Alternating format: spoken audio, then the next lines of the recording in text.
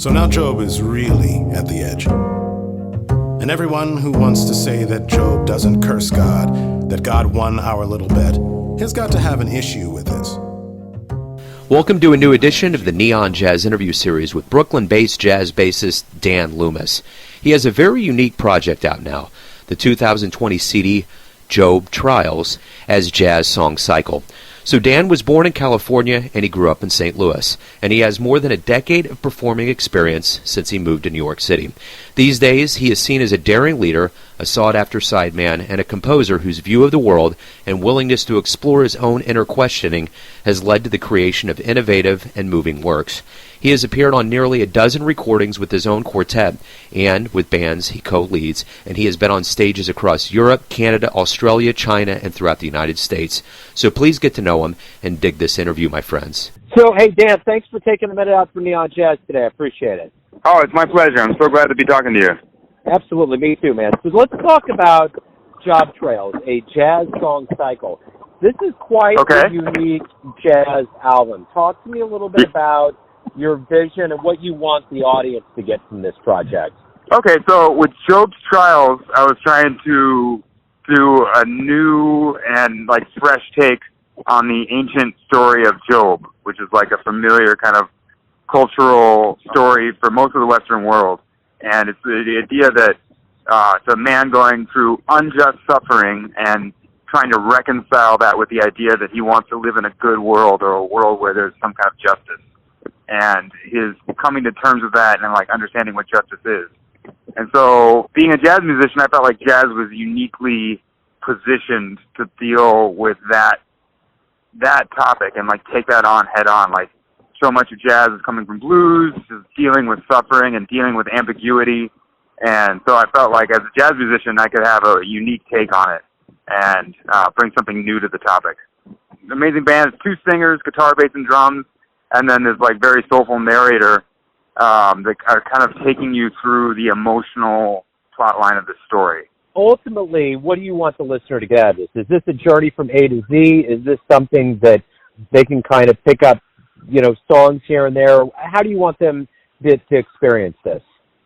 Well, I picked out the parts of the story that I felt like were the most emotionally resonant with all of us. I mean, this is kind of like an everyman story. Everyone goes through a period of suffering that they can't understand, whether it's the death of a loved one or some misfortune that befalls you. Everyone has a point in their life where they go through this. So I felt like I could pick out points of the story that everyone can identify with. So, yeah, I feel like the way it meant to be ideally experienced is you go through the whole thing and you go through this kind of emotional journey and emotional catharsis, but you can also listen to the songs one at a time and kind of experience these individual moments that the character's going through. Also, I feel like as a musician, they're all pretty entrancing songs, so I feel like they stand alone and work as their own standalone pieces. So let's talk about the beginnings of your life. Where were you born and raised? I was born in California, but very early, at the age of 1.5, I moved to St. Louis. So I was raised in St. Louis, did all my early music training in St. Louis, and that's where I kind of grew up playing, and went to school, and all my early mentors are St. Louis people. And from there, I went to Rochester to study at Eastman School of Music, and then I've been in New York for 16 years almost, a long time. Wow, so Midwest roots. So, yeah. I know the one thing I do know about St. Louis when I went there, I remember I went there probably 4 or 5 years, probably longer than that, 4 or 5 years ago. And I really wanted to catch some jazz, but it was all blues. And that was the thing. Oh. It was hard for me to find jazz around. So I guess that's my thinking. Was there a lot of blues that was a part of what you picked up, or was it all jazz there? Well, there certainly are a lot of amazing blues clubs, but there's always been a strong jazz scene in St. Louis. And there's always been a few clubs that are really dedicated to keeping it going. They've had Jazz at the Bistro now for many years, and that's like a flagship club. But there's always been clubs, when I was playing there were a lot of clubs in the Loop and a few downtown, specific neighborhoods that always had jazz most nights of the week. So Well, yeah, I got a lot of blues playing, and I got a lot of like kind of traditional swing playing when I was growing up there. There was always a jazz scene, and I was always able to, I mean, I was playing most nights in jazz clubs kind of right up since the age of 18 almost. So there was a rich scene there for me. Cool. And actually some of my earliest influences were some of the Kansas City guys. I went to like a few jazz workshops around the area where Bob Bowman and Kim Park were teaching. I don't know if those guys are still active in the Kansas City scene, but I remember like there were early Kansas City musicians who were a big influence on me. Yeah, Bob's kind of a legend around here. He's going after it for sure. Yeah. Very cool. So did you always know that you wanted to become a jazz musician, a professional one, or did you have other dreams? Yeah, I mean, pretty early on. In high school, I started playing bass, and I fell in love with the instrument and the music. I felt like right away. You know, it was really like within a year I was kind of hooked. And my parents were kind of terrified that I wanted to be a professional musician, but I just stuck to it. And yeah, when we went to college, I had great mentors from St. Louis, Reggie Thomas and Rick Hayden and Tom Kennedy, who are legends kind of in the St. Louis scene. And so yeah, I was hooked from a young age. You kind of had a taste of the whole country, you know, born in California, Midwest, now New York City. Give me an idea of kind of how did things kind of begin for you in New York City? It's obviously a mecca of jazz. How did you kind of get entrenched into that scene? New York is a lot like other scenes. It's just that there's more of everything. So it was, for me, at the beginning, it was just taking kind of every gig and working with everybody. I did a lot of different kinds of gigs. I was playing in a lot of rock bands and playing in a bunch of jazz bands, doing a lot of original music, and then like playing with singers and doing more of the traditional stuff that I had come up playing in St. Louis. And then the whole experience, I guess, of being in New York is focusing more and more on my own artistic vision and figuring out what was really important to me and what I wanted to communicate with my music and how I wanted to reach people and like what, you know, my reason for being an artist was and how I could reach people and finding other people like that I wanted to play with. So it's just been a winnowing process of figuring out which things were really important to me. But early on, it was just plugging into the scene and playing really with everybody. I mean, I was playing so many different kinds of gigs, and I still am, but I'm a little more focused on finding the stuff that resonates with me artistically. So you've been a leader, you've been a sideman, you've been a composer, you've been on 12-plus albums. Up to this point right now, are you happy with all of the work that you've done and where you're at as a professional musician? Yeah, well, yes, I would say yes, and I would also say I think most musicians are perennially unsatisfied in the sense that they're always kind of looking to the next thing they want to do. Like, I'm very happy with this Job's Trials.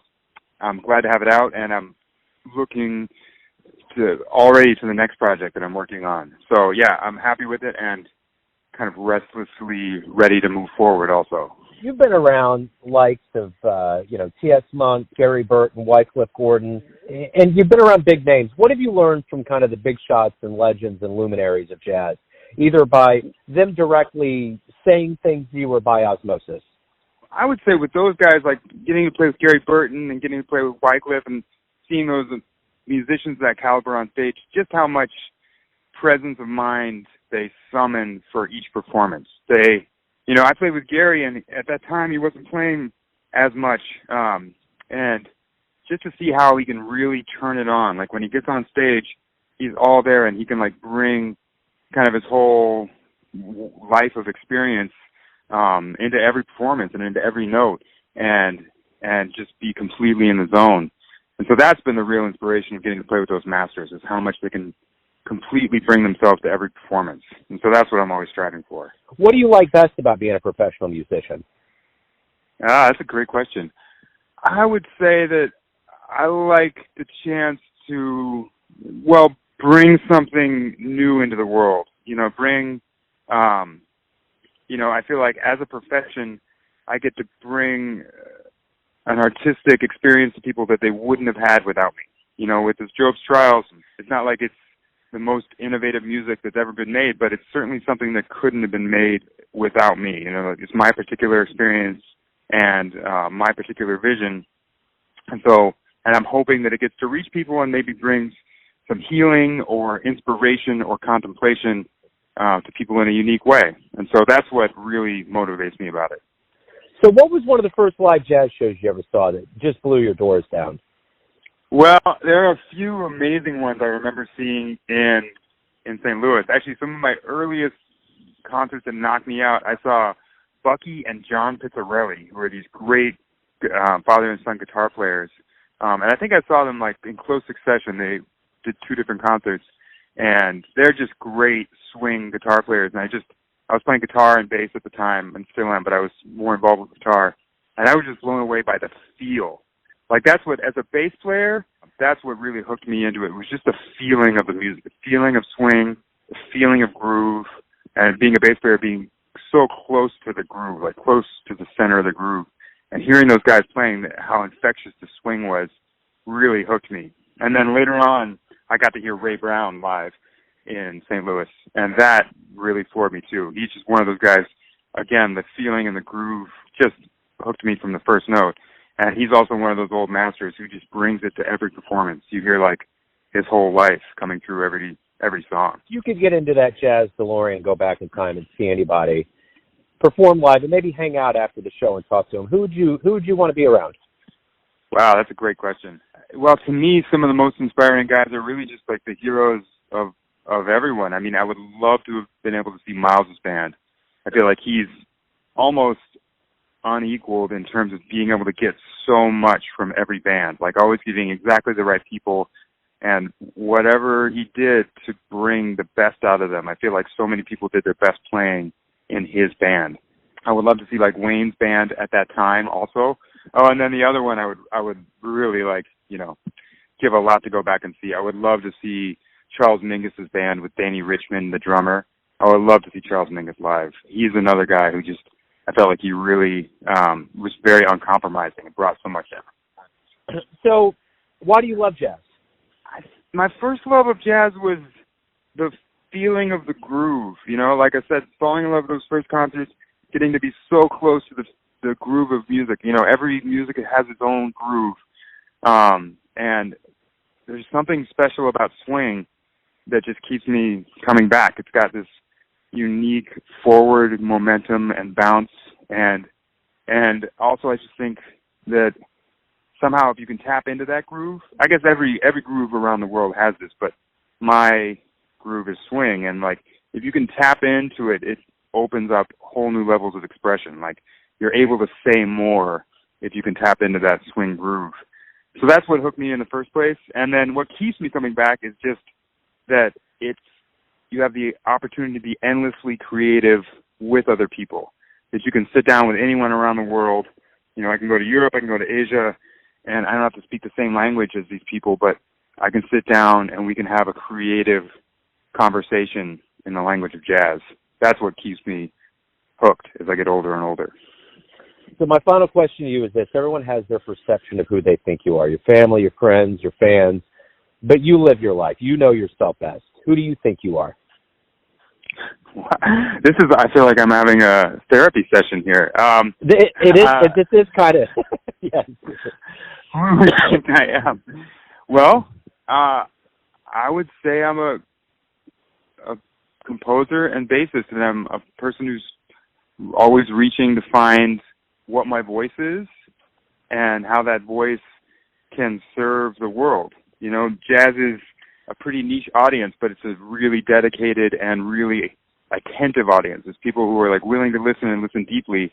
And so those are the people I want to be speaking to artistically. So I'm always trying to find a voice that's true and genuine to me and reflects my experience, but also a voice that will reach people in a meaningful way and hopefully leave them with an experience that they couldn't have had otherwise. Well, I can tell you based on your latest album, that's exactly what's going on. So you're doing it. Dan, thanks for taking a minute out today. Enjoy the rest of your vacation. I appreciate it. Okay, thanks so much. Great to talk to you, Joe. I appreciate it. Thanks for listening and tuning in to another Neon Jazz interview, where we give you a bit of insight into the finest cats in New York City, St. Louis, Kansas City, and spots all over the world, giving fans all that jazz. And thanks to Dan for his time, music, and stories. If you want to hear more interviews, go to Famous Interviews with Joe Domino in the iTunes Store. Visit neonjazz at youtube.com, and for everything Neon Jazz all the time, go to the neonjazz.blogspot.com. Until next time, enjoy the jazz, my friends. Take my case to a higher power, to argue my case with God.